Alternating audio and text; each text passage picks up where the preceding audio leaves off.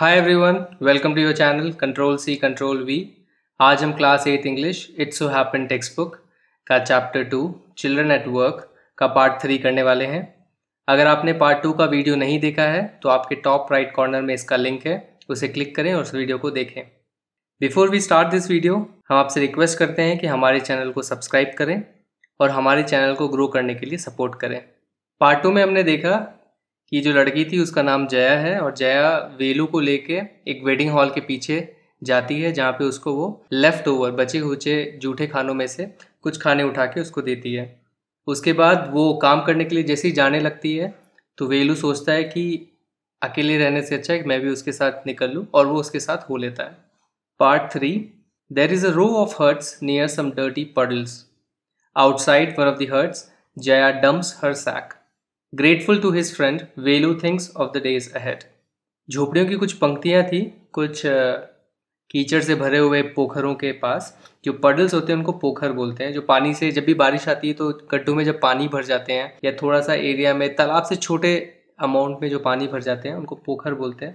सो उन पोखरों के बाजू में एक झोपड़ियों की पंक्ति थी, वहाँ पे वो जाते हैं और एक झोपड़ी के बाहर जया क्या करती है, अपना जो सैक है वहाँ रख देती है। जो वेलू है वो अपनी फ्रेंड के लिए थैंकफुल रहता है क्योंकि वो उसको इतना हेल्प कर रही है, एंड वो फिर अपने आगे के दिनों के बारे में सोचता है। Jaya and Velu walked along the roads for half an hour until they came to a bridge across a dirty trickle of water. We are in Triplicane now. See, that's Buckingham Canal, said Jaya. तो जया और वेलू road के साथ साथ side में करीब आधे घंटे तक चलते हैं। फिर एक ब्रिज आता है एंड ब्रिज के सामने एक छोटी सी पानी की गंदी सी धार रहती है, a dirty trickle of water. Trickle यानी स्मॉल स्ट्रीम, पानी की एक छोटी सी धार को आप ट्रिकल बोलते हैं।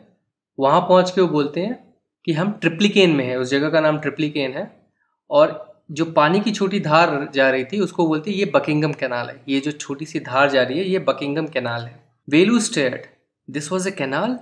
Near some puddles of water was a row of the strangest huts he had ever seen. They were built out of all sorts of things: metal sheets, tires, bricks, wood, and plastic. They stood crookedly and looked as if they would fall any moment. वेलू उस canal को घूरने लगा और सोचने लगा ये canal है। Generally canal पानियों से लबालब भरा होता है, जिससे गांव में सिंचाई होती है। तो गांव से आया था और कैनाल के बारे में कुछ अलग ही उसके दिमाग में एक इम्प्रेशन है। सो शहर में जाने वाली इस कैनाल, एक छोटी सी ट्रिकल ऑफ वाटर जो कितनी गंदी है, देख के वो थोड़ा सा आश्चर्यचकित हो जाता, तो सोचते ही कैनाल है। और कुछ पानी के पोखरों के बाजू में वो देखता है कि बहुत ही अजीब सी झोपड़ियों की एक पंक्ति है। स्ट्रेंजेस्ट यानी अजीब, सबसे अजीब। स्ट्रेंज यहाँ पे ये वर्ड पहले भी आ चुका है जब वो बोलता है स्ट्रेंज गर्ल। स्ट्रेंज का मतलब हो गया अजीब, स्ट्रेंजेस्ट यानी सबसे अजीब। और वो जो झोपड़ियाँ थी वो हर तरह की चीज़ों से बनी हुई थी। मेटल के शीट हो गए, टायर हो गए, कुछ पत्थर हो गए, लकड़ियाँ हो गई और प्लास्टिक हो गए। बेसिकली जो भी वेस्ट मटेरियल उनको मिलता था उससे वो हट बना लेते थे। दे स्टूड क्रूकेडली, क्रूकेडली का मतलब आड़े टेढ़े, जो स्ट्रेट ना हो। आप इसको बोल सकते हैं बेंट, बेंट और कर्व्ड। सो आड़े टेढ़े खड़े थे एंड ऐसा लग रहा था कि वो कभी भी किसी भी समय गिर सकते हैं। Is this where you live? These houses are strange, said Velu. In our village the houses are made of mud and palm leaves. क्या तुम यहाँ रहती हो? ये जो घर है बहुत ही अजीब है, वेलू बोलता है। हमारे गांव में जो घर होते हैं, जो घर हमारे गांव में बने हुए होते हैं, वो किससे बने होते हैं? मड से, मिट्टी से, और पाम लीव्स से। पाम यानी ताड़, ताड़ के झाड़ को पाम ट्री बोलते हैं, और पाम के लीफ, तो ताड़ के झाड़ के पत्तों से वो उनके घर बने हुए होते हैं। Jaya went around to one of the huts and dumped her sack outside, then she picked up an empty one. तो जया एक झोपड़ी के पीछे जाती है, अपना सैक वहाँ पे रखती है बाहर में, और फिर एक खाली सैक, खाली बोरा उठाती है। इसका मतलब ये जो हट है वहाँ पे वो रहती है, अपने घर के बाहर वो भरे हुए जो सैक है उसको वहाँ रख देती है और एक खाली उठा लेती है। Let's go. She turned to Velu and gave him a shove. At least help me now. Here, wear these and come with me. तो वो खाली बोरा उठा के फिर उसको बोलती है चलो चलते हैं, let's go. She turned to Velu. वेलू को देख के उसको हल्का सा धक्का देती है। शव यानी धक्का देना हुआ। धक्का देख के क्या बोलती है? एटलीस्ट मेरी हेल्प करो, कम से कम मेरी हेल्प करो ना अभी। Here, wear these and come with me. ये पहनो और मेरे साथ चलो। She threw him a pair of old without laces and pushed a sack and a stick into his hands. Velu was confused. What work did she want him to do with these things? The only work he had ever done was on the landowner's farm, weeding and taking cows out to graze. Are there any farms in the city? He asked Jaya. So Jaya ने उसको एक जोड़ी जूते फेंक के दिए, क्योंकि उसके पाँव में कोई जूते या चप्पल नहीं थे, तो उसने एक जोड़ी जूते दिए उसको जिसमें लेसेस नहीं थे, बहुत ही पुराने जूते थे, और उसने उसको एक बोरी दी और एक स्टिक दी उसके हाथ में, जिस तरह से आप इस पिक्चर में देख रहे हैं। और वेलू कंफ्यूज हो गई, मुझे क्यों दे रही है सब चीज़ें और मुझसे क्या काम करवाना चाह रही है ये इन सब चीज़ों से। वो सिर्फ एक ही काम जानता था, अपने गांव में जो भी ज़मींदार था उनके फार्म में वो काम करता था।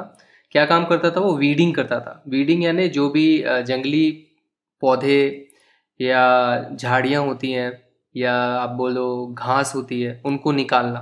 तो वीडिंग करता था एंड गायों को चराता था। Taking cows out to graze का मतलब हो गया गायों को चराता था। वो सोच रहा है कि शायद मुझसे यही काम यहाँ पे करवा रही होगी, तो वो पूछता है कि क्या इस शहर में कोई फार्म्स हैं, क्या खेत खलियान है यहाँ पे कोई आसपास सिटी में? ही आस्क्ड जया, जया से वो पूछता है। She laughed and thumped her stick on the ground. Farms? There are no farmers here. We are rag pickers. Rag pickers? See my sack? Full of things I collected. Collected? From where? Asked Velu. From rubbish bins. Where else? You collect rubbish? Velu had never heard of such a thing. Aye, blockhead. It's not any rubbish. Only paper, plastic, glass, such things. We sell it to Jam Bazaar Jaggu. Velu was puzzled. He had heard of people throwing away rubbish, but why would anyone want to buy rubbish? Who's Jam Bazaar Jaggu? Why is he buying all this? You think he buys it for show? He sells it to a factory. Come on, I don't have time to waste like you. तो जब वो farm के बारे में जया से पूछता है तो वो हंसने लगती है। एंड शी थम्प्ड यानी तेजी से ज़मीन पे मारना। सो थम्प किया उसने स्टिक को ग्राउंड पे। फार्म्स, खेत, यहाँ पे कोई फार्मर नहीं है। देयर आर नो फार्मर्स है, यहाँ पे कोई किसान नहीं है। हम रैक पिकर्स हैं। आपको याद होगा पिछले पार्ट में जब हम क्वेश्चन आंसर्स डिस्कस कर रहे थे तो हमसे पूछा गया था कि उसका काम क्या है। सो हमने बोला था कि उसका काम रैक पिकिंग है and she was a rag picker.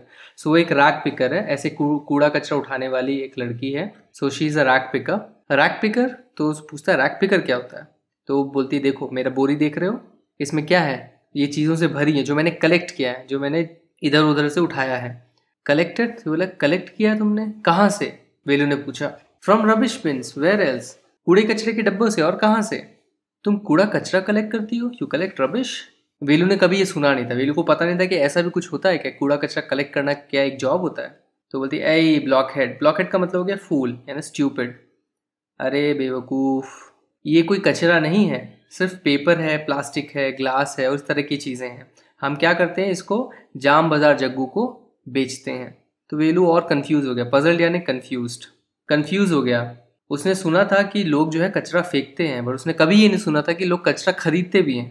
तो पूछता है जाम बाज़ार जग्गू कौन है एंड वो ये सब क्यों खरीद रहा है? तुम्हें क्या लगता है वो शो के लिए ये सब खरीदता है? जया उससे पूछती है तुम्हें क्या लगता है वो ये सब चीज़ें शो के लिए खरीदता है? वो ये सब चीज़ें फैक्ट्री को बेच देता है। He sells it to a factory. Come on. फिर बोलती है कम ऑन, मेरे पास वेस्ट करने के लिए टाइम नहीं है तुम्हारी तरह। Velu did not move. He hadn't run away and come to this new place to dig through garbage bins. Jaya poked at him with her stick. Look here, she shouted. If someone gets there before us, we don't get anything. Don't just stand there posing, big hero. I'm trying to help you. Who filled your stomach today? Velu scratched his head and sighed. I'll do it for now, he thought, until I find a better job.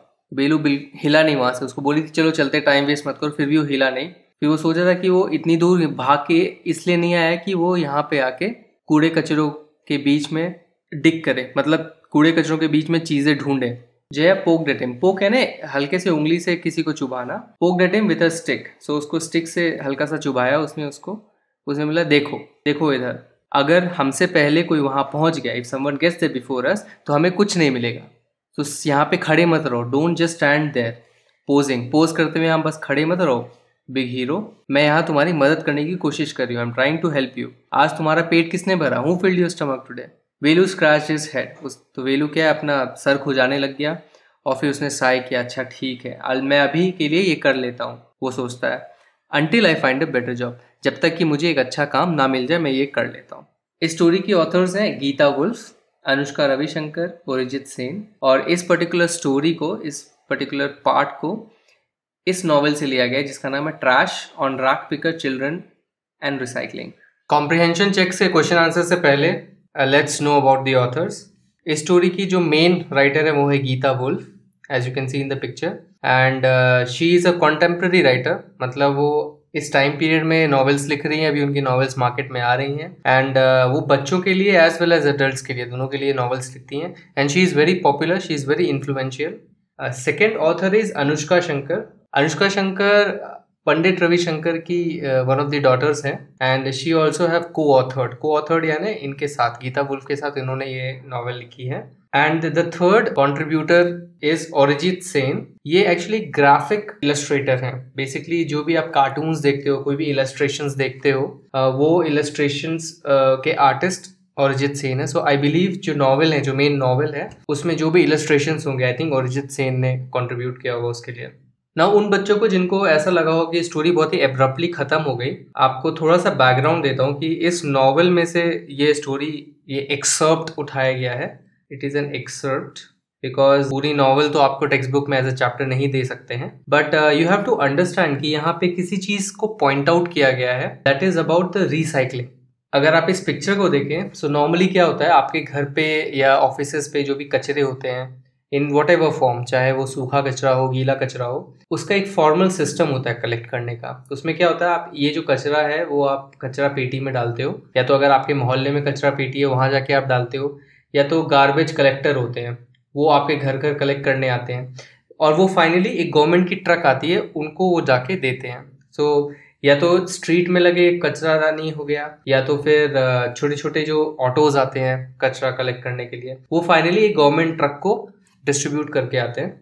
And ये government trucks क्या करती है, ये transfer station में लेके जाते हैं। Transfer station क्या है, वहाँ पे प्रॉबली जो कचरे वो सेग्रीगेट किए जाते हैं, कुछ कचरों को लैंडफिल्स में भेजा जाता है, वहाँ पे लैंड पे दबा दिया जाता है, एंड कुछ जो रिसाइक्लेबल मटेरियल्स हैं उनको रिसाइकलिंग प्लांट्स में भेजा जाता है, एंड कुछ कचरे वेस्ट मार्ट में भेज दिए जाते हैं। वेस्ट मार्ट में आई थिंक रीसेलिंग होती है चीज़ों की, अगर सेकेंड हैंड चीज़ें कोई लेना चाहता है तो वहाँ से वो ले सकता है रिफर्बिश चीज़ें।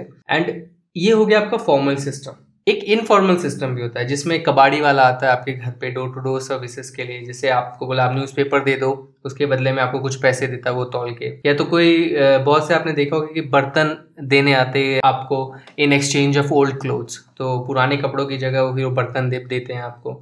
सो इन वन वे और दी अदर वो कचरे का पैसा आपको देते हैं। सो इनफॉर्मल सिस्टम में डोर टू डोर लोग आते हैं, एंड फाइनली ये जो चीज़ें हैं ये सेल करते हैं वेस्ट मार्ट में। सो जहाँ आपकी बुक में जाम बाजार जग्गू जिसका नाम बताया था, वो एक वेस्ट मार्ट का मालिक था, सो उसको वहाँ जाके बेचा जाता है। ऐसे बहुत सारे वेस्ट मार्ट्स होते हैं, और फाइनली वेस्ट मार्ट क्या करता है, जैसे आपकी बुक में लिखा था कि वो फैक्ट्री में चीज़ें बेचता है, तो फैक्ट्री का मतलब हो गया रिसाइकलिंग प्लांट। सो रिसाइकलिंग प्लांट में फाइनली वो चीज़ें बेच के आता है, जहाँ पे मटेरियल रिसाइकल होते हैं वो finally as a raw material किसी और मैन्युफैक्चरिंग फैक्ट्री में चले जाते हैं। ये जो फॉर्मल और नॉन फॉर्मल सिस्टम है, इनके बीच में रैक पिकर्स आते हैं। इनकी कोई ज़रूरत नहीं है फिलहाल, because already system in place है, बट ये रैक पिकर क्या करते हैं, इन कचरेदानी में जाते हैं, चीज़ें कलेक्ट करते हैं, जैसे वो बच्ची कर रही थी, प्लास्टिक बॉटल्स कलेक्ट कर रही थी, पेपर कलेक्ट कर रही थी, और ये जाम बाजार जग्गू जैसे था उस तरह के वेस्ट मार्ट में जाके चीज़ें बेच देते हैं। सो ये एक तरह से एक्स्ट्रा चेन क्रिएट करते हैं जिसमें वो फॉर्मल सिस्टम और इनफॉर्मल सिस्टम को काइंड ऑफ वो ब्रिज कर देते हैं। सो डायरेक्टली जो भी कचरेदानी है वहाँ से चीज़ें कलेक्ट करके वेस्ट मार्ट को दे हैं। आपने देखा होगा कि कभी कभी रेल की पटरियों में जाके बॉटल्स कलेक्ट करते हैं, एंड बहुत सी अलग अलग जगहों से वो चीज़ें कलेक्ट करके यहाँ पे दे देते हैं। तो यहाँ पे दो चीज़ों को फोकस में लाया गया इस पर्टिकुलर स्टोरी में, कि कैसे बहुत सारे ऐसे बच्चे हैं जो घर छोड़ के भाग गए हैं और वो इस तरह का काम करते हैं, फॉर्मल और इनफॉर्मल सिस्टम के बीच में ब्रिज बन के रैक पिकिंग का काम स्टार्ट कर देते हैं। सो आप एक तरह से देखोगे तो it is kind of bypass करना हुआ सिस्टम का। सो ये अलाउड नहीं है, क्योंकि फॉर्मल सिस्टम में ऑलरेडी है जो गवर्नमेंट के द्वारा सेटअप है, जिसमें वो कचरा लेके जाते हैं, एंड उन्हीं कचरों को वो काइंड ऑफ आप देखें तो वो चुरा के उससे पैसे कमाते हैं। सो ये थोड़ा सा बाउंड्री ऑफ लीगल इलीगल पे है, इसलिए आपने कहानी में देखा कि वो जया बोलती है बस डोंट गेट कॉट, कुछ भी हो जाए बस पकड़े मत जाना पुलिस से, क्योंकि उनको पता है कि ये काइंड ऑफ इलीगल है, बिकॉज ये दो सिस्टम्स के बीच में हैक कर रहे हैं basically. So this was the motivation. ये चैप्टर का मोटिवेशन ये था कि आपको अवेयर कराएं कि ऐसी चीज़ें हो रही हैं, अगर आपको पता नहीं है ऐसी चीज़ें हैं, एंड सही गलत ये जजमेंट के ऊपर है आपके, but one thing we have to understand कि ऐसे बहुत सारे बच्चे हैं जो अपनी रोजी रोटी के लिए ऐसा काम करते हैं, एंड प्रोबेबली कभी आपको कभी आगे जाके मौका मिला तो आप इन बच्चों की मदद कर सकते हैं। तो चलिए कॉम्प्रिहेंशन चेक से क्वेश्चंस करते हैं। Question 1, first part, what material are the strange huts made out of? ये जो अजीब झोपड़ियां थी वो किन चीज़ों से बनी हुई थी? So strange huts are made out of all sorts of things like metal sheets, tyres, bricks, wood and plastics. आपने देखा कि हर तरह की चीज़ों से वो बनी होती थी, and you can list it down. Question 1 part 2, why does Velu find them strange? Velu को ये सब चीज़ें अजीब क्यों लगी? Velu find them strange because in his village all the huts were made of mud and palm leaves, they also look like they may fall any moment. Velu को अजीब इसलिए लगी बिकॉज उसके जो गांव थे उसमें जो भी झोपड़ियां थी वो कैसे बनी थी? मड और पाम लीव से बनी थी, और यहाँ पे ऐसा लग रहा था कि ये सारे जो हट है कभी भी गिर सकते हैं, they were crooked. Question 2, what sort of things did Jaya and children like her collect and what did they do with those things? किस तरह की चीज़ें जया और उसकी तरह जो बच्चे थे वो कलेक्ट करते थे, और उन चीज़ों का वो क्या करते थे? तो आपको पता था वो कूड़ेदानियों में जाके रिसाइक्लेबल चीज़ें लेके आते, जैसे पेपर हो गया, प्लास्टिक हो गया, ग्लास हो गया, और वो जाम बाजार जग्गू को जाके बेच देते थे। Jaya and children like her collected recyclable things like paper, plastic and glass. They sold them to Jam Bazaar Jaggu, who then sold them to a factory. And जैसा कि अभी मैंने आपको समझाया, ये factory nothing but recycling plant हो सकता है, बट एज पर आपके chapter we will say it is factory. Last question, is Velu happy और unhappy to find work? Give a reason for your answer. तो आपको बताना है कि क्या वेलू जो था खुश था या नाखुश था अपने काम से, जो उसको काम मिला, एंड आपको रीजन देना है. So Velu was unhappy to find this kind of work. He didn't like the idea of rack picking. So वो खुश नहीं था बिकॉज हमेशा वो फार्म में काम किया, एंड उसे रैक पिकिंग वाला काम बिल्कुल पसंद नहीं है, जिसमें आप कचरे में जाके चीज़ें निकालोगे. उसे लग रहा था कि मैं इसलिए घर भाग के नहीं आया कि मैं कचरों में जाके ये सब चीज़ें ढूंढूंगा. So you can say he didn't like the idea of rag picking, और ही डिडंट लाइक, सिंपली आप लिख सकते हो, rag picking. Thanks for watching this video. अगर ये वीडियो आपको पसंद आया तो इस वीडियो को एक लाइक दीजिए, हमारे चैनल को सब्सक्राइब कीजिए. आप हमारे चैनल को सब्सक्राइब इस गोल लोगो पे क्लिक करके सब्सक्राइब बटन दबा के कर सकते हैं. आप अपने फीडबैक्स और डाउट्स कमेंट सेक्शन में ज़रूर लिखें. इस चैप्टर के एक्सरसाइजेस के वीडियो के लिए स्टे ट्यून्ड. Bye bye.